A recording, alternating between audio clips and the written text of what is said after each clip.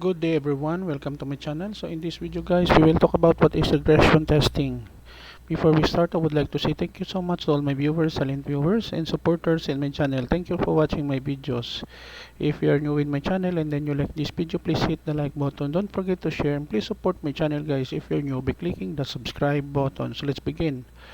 What is regression testing? Regression testing is a testing type to ensure that old features are still working as they should when new features are introduced. New code may bring in new logic that conflicts with the existing code, leading to defects. Okay guys, so this is the end of my report on what is regression testing is all about. Thank you so much for listening and watching my videos. If you like this video, please hit the like button.